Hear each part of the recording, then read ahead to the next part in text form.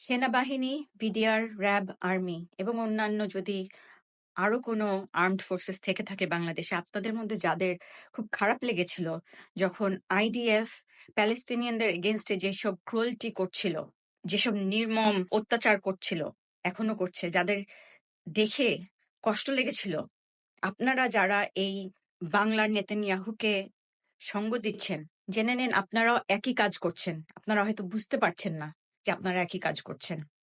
কারণ অর্ডার আসছে, অর্ডার মানতে হবে।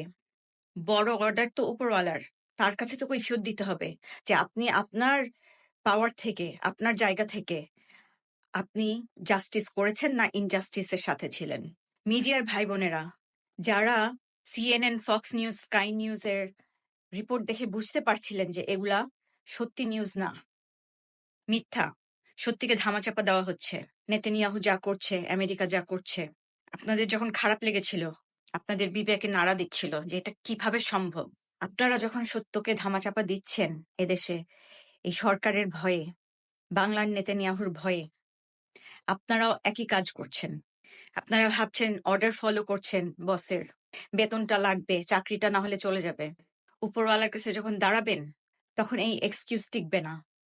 B on the right side. আপনারা সঙ্গ দিন। আপনারা সঙ্গ দিলে পালাবার জায়গা নাই এই নেতানিয়াহুর। পলিটিক্যাল কু করুন।